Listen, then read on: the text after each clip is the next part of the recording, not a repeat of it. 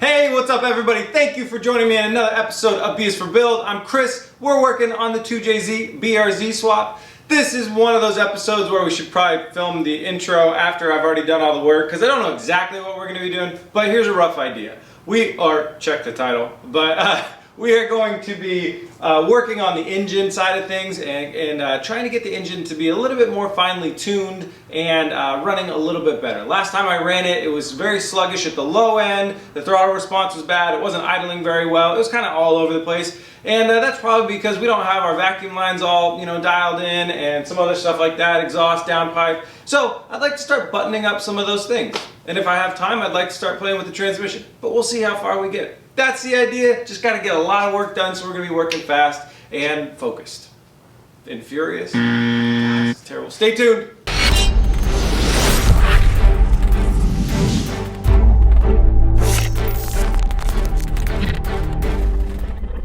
Alright, so to get started, I want to work on our hoses and our vacuum lines and get all those things buttoned up. These engines are very, very temperamental when it comes to that stuff. So it's time to get everything done the right way.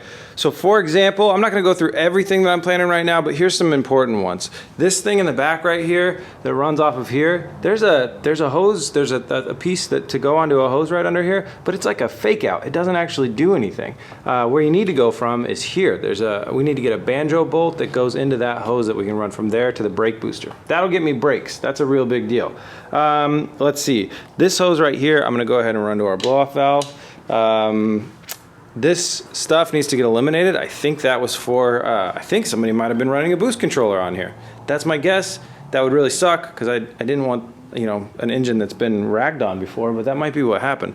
So I'm going to eliminate that stuff and go stock, because when I do my boost controller, it's going to come from a different area. We'll install that later. I need a plug here. We need a hose to go from here to here. So that's just a couple little things that we're going to be working on. So I'm going to catalog all the stuff that I need to get. Then I'm going to run down to the automotive store and pick it all up, and then I'll show you guys the installation. All right, back from the auto parts store, got a lot of different things. One thing had to be overnighted. It's another one of those things where I really hope it shows up on time, but hopefully we can get that banjo bolt that goes right here that'll run to our brake booster. Fingers crossed that comes through. Other than that, I got pretty much everything I think I need.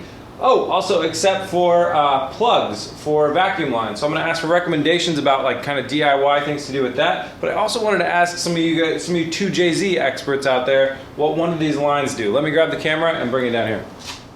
With our CX Racing intercooler kit, our charge pipe that connects to our turbochargers is right here and here, and that's like turbocharger 1 and 2, and it eliminated a couple hose connections. So one was right here, and that's what went, so what you had was from here to a hose right here, you had the wastegate was in the middle, and, sorry, not a wastegate, that was a blow-off valve, and then that went out of the blow-off valve and went to here. So I assume that's either going to be a recirculation of air, which is probably what it is, like a recirculation hose, or potentially pulled vacuum to help open up that blow-off valve. One of the two, I'm not really sure. So if anybody knows what that is, I'm pretty sure it's perfectly fine to eliminate that. I'm not really worried about that. Our blow-off valve is now over here, and we are going to pull vacuum on that from the intake manifold right here, which should be a really good place to do that.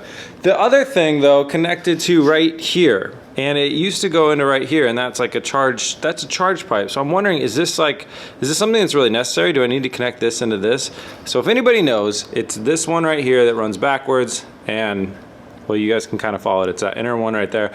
Once I get back here, I just completely lose it, and I don't have like the room or space or time to completely, dig into here and rip this thing apart. But if anybody can tell me what that is, for now, I'm just gonna deadhead it and hope it's gonna be okay. But if anybody can tell me what that is and if it's important, because I can always like drill weld a nipple onto here and connect this to that, and we could be back in business.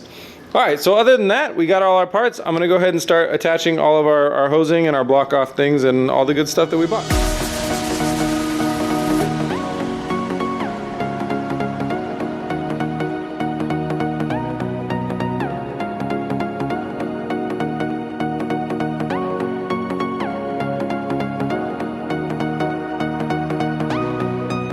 Well, sometimes it's the first step that takes the longest on these, and it's kind of tough, but this took like 5 different trips down to the automotive store and a long time to get everything, but I think I've got everything done and done properly, so I'm happy about it.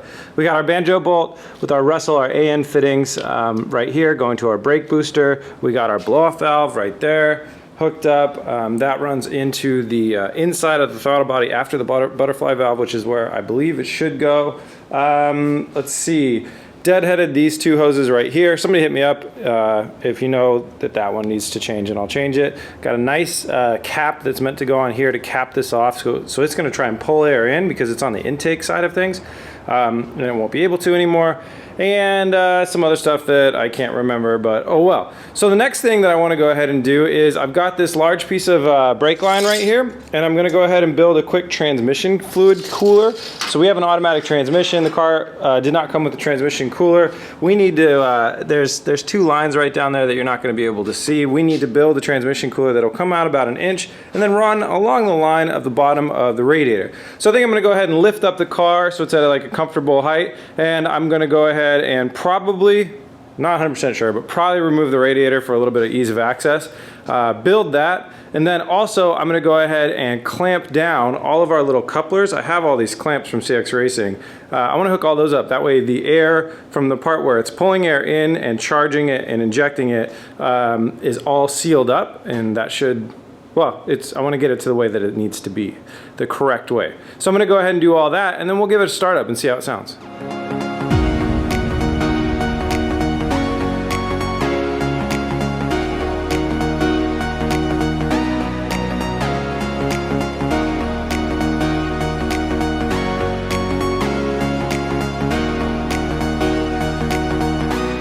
Well, my pipe bending skills aren't like the best, but this came out pretty nicely. So that's all it is really. It's not under a whole ton of pressure. This is automatic transmission fluid, so it comes out and it's gonna go into one of these, wrap all the way around, and then it'll come back out and go into the transmission. And this will lay right against the radiator, right below where the fan is gonna go. So it'll get some ambient airflow coming through. Just wrapped up. That was way harder to install than it even was to build, but you can kind of see right down there, kind of. The 2 hoses, that's where the transmission the cooler kind of line comes out. We did soft line to the hard line, and then the hard line wraps around down there, which is zip tied to the radiator at the bottom to kind of keep it against the radiator right there. So that's that. I'd like to start it up and see how it does, how it responds. But first, some of you guys commented on switching to Wi-Fi for the OBD2 link because it will respond faster. And so there's two options. There's either Wi-Fi, or we could do a hardwired OBD2 to USB port. I'm going to start with Wi-Fi though. So I bought that guy. I'm going to plug it in, install it, figure out how to configure it with the tablet, and then we'll crank it up and see how it goes. Just realized the camera was stuck on manual focus, so if everything leading up to this point was out of focus, I apologize. My bad. Having a lot of camera problems these days. So I tried the wireless OBD2 port, and that did not work for this application. It wouldn't connect to the Android device. It would connect to iOS, but only using its own app, which I don't want to use because it can't read this ECU's data flow. So we're back to the old school Bluetooth one, and that's fine. And I'm going to order a hardwired USB one, and we'll see how that does. Okay, moving on. Let's start up and see how it runs.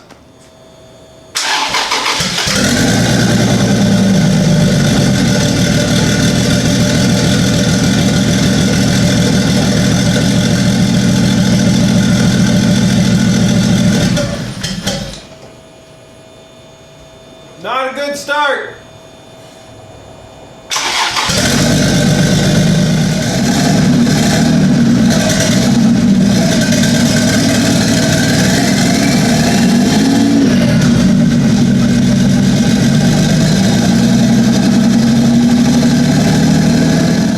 Gotta open the door before I kill myself with fumes.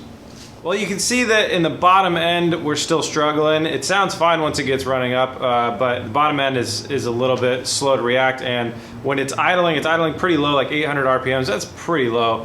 And then if I give it a little, like a punch of throttle, it actually died once. Now, some of this stuff, the ECU just needs time to learn. It needs to get up to temperature, get into closed loop mode, start finding out a good air-fuel ratio for like the altitude and everything else like that. That's what ECUs do. So some of it is just that. But also there's some stuff that we can work on to try and help that out. I heard of a hack that you can do where you connect the outside of the butterfly valve of the intake to the inside with one of the vacuum lines, and that'll help with rough idle. So I might go ahead and test that because it's very, very simple. You just connect the vacuum line. And then also we don't have any exhaust past the, so the turbo, we don't have a downpipe going to the rest of our exhaust. So it's kind of just like the turbos are dumping straight out, which we can fix. So tomorrow, that's it for tonight. It's quite late, but tomorrow I'm gonna go ahead and focus on, I forgot to go ahead and tighten up the rest of these joints too. So we'll be tightening up all the air joints. We will work on the exhaust and try out that hack with the vacuum line and see how that all goes. All right, back at it for another day. Today is 4th of July though, so it's gonna be a short one. I'm gonna do everything that I can. This episode, to be honest, is not really showing enough progress as I wanted to, but when you're wrapping up a build like this, you gotta do everything right. These things take time. All right, so what I'm gonna do right now is clamps on the air intake. One other thing that I thought about is that we don't have an air filter on the end. That can sometimes help add a little bit of important restriction so you don't just get like a sudden burst of air going past that mass airflow sensor. So we're gonna do air filter, tighten down all our air clamps, and I'm gonna run the vacuum line loop between the outside and the inside of the intake manifold, and we'll give it another start and see how it goes.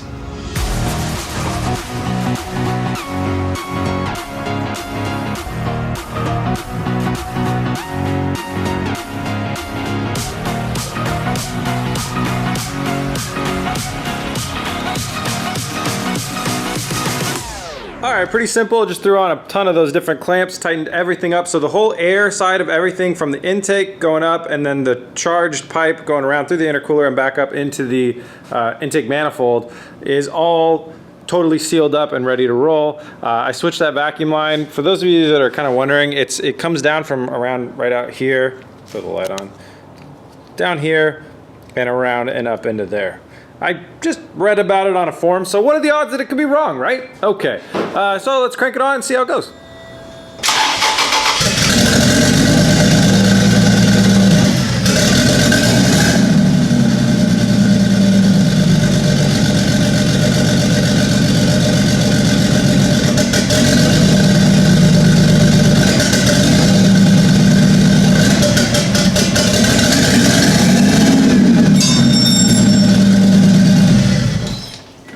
I wonder what that sound was when the piece of metal hit the ground.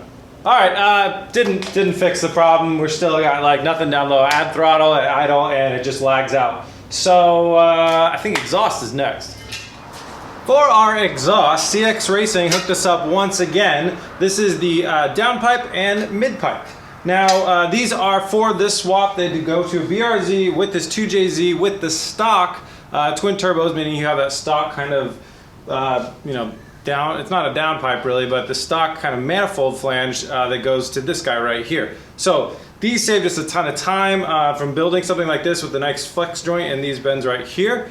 But this is made for a manual transmission when I have the automatic. The automatic transmission is a lot larger. So I wouldn't hold our breath on getting a perfect fitment on this. We might have to make some modifications, but it's gonna get us a lot closer. So huge thanks to CX Racing for sending this out to us. Guys, if you're not familiar, CX Racing has a huge selection of different parts for your cars.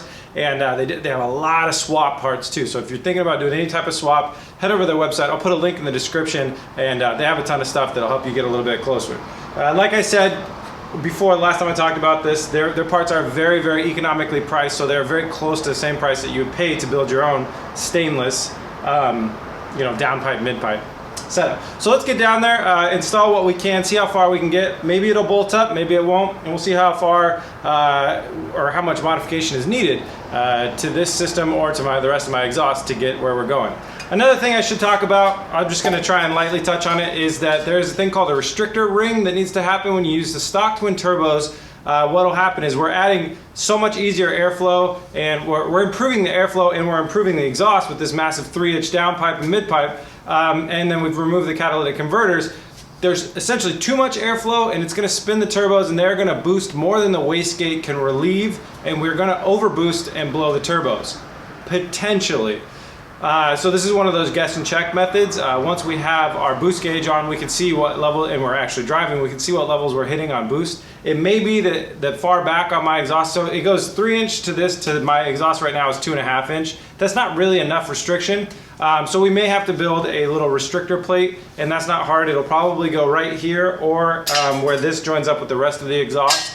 And what it does is it just basically is a little plate that goes on here and limits it down to about 2 1/4 or something like that. And that will help from our wastegate not being able to keep up with the turbos. It'll be able to let the turbos get to their maximum, but not over that. So it's kind of strange. You're using a boost controller to get the boost up there in the beginning, and then you're using a restrictor plate to not overboost. And then when we switch to single turbo, we'll go full 3-inch and everything will be all happy and we'll have bigger wastegates. That'll be good times. But for now, going on the budget method, we'll install this first. If we see that we're overboosting, then I'll install a restrictor plate. I have to build one and then I'll install it. All right,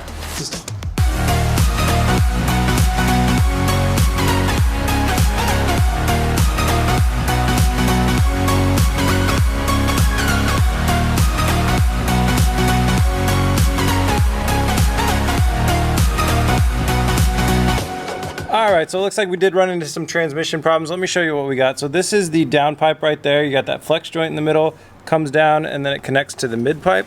And let me come all the way back here. The mid pipe runs all the way back, and unfortunately it's very hard to see, but so the automatic transmission has that huge transmission pan, and this mid pipe needs to go, basically normally it would run right underneath that stuff, and it would just kind of hang out underneath that stuff. So a manual transmission is not going to have all this, and the pipe would run underneath that, and then connect to this pipe with like no problems at all. But unfortunately it is getting hung up on the transmission, which you can see right there, which leaves this pipe not really in the right spot. Now I bolted them up temporarily, but it won't work in the long term because it's just like they're really far away from each other. So this pipe right here is going to need to be modified. All right, so a small setback on that. You know, we're not having to build everything from scratch, but we're going to have to do some small modifications.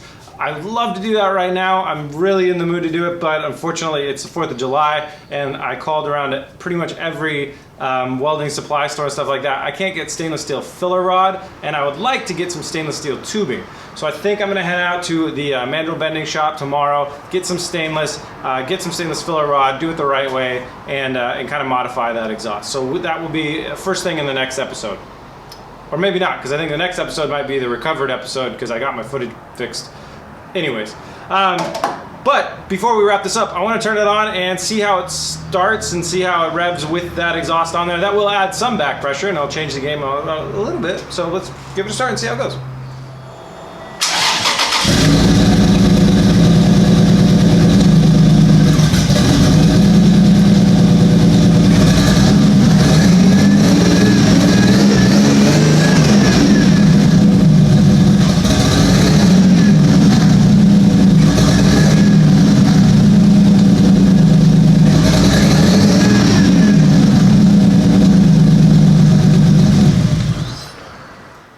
Well, the exhaust seemed to help a little bit in the bottom end, definitely helped with the idle, but still pretty rough in the bottom end. So let me send this off to you guys. If you have any ideas of what may be causing that or what might help me out, it's basically like I'm idling, I give a blip of the throttle, and it's lagging to get that whatever it is, whatever it needs. I mean, it's definitely some sort of air fuel mixture ratio issue, and it's lagging to pick it up and just give it a quick rev. Maybe it's that we need to have a higher idle, and I don't think that's something I can just set. I think you'd have to have like a custom ECU hack or something to do that. So I don't know, but please leave a comment if you have any ideas or options. I always learn a lot when we do that, and it'll give me more things to think about or to try. To kind of pick up that responsiveness and to not have it like potentially just die when I give it gas from idle.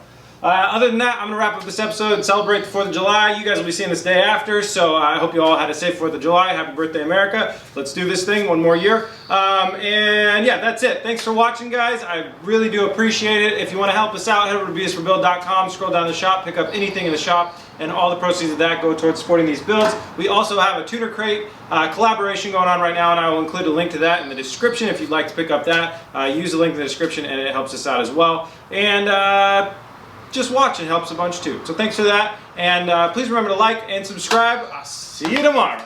Peace!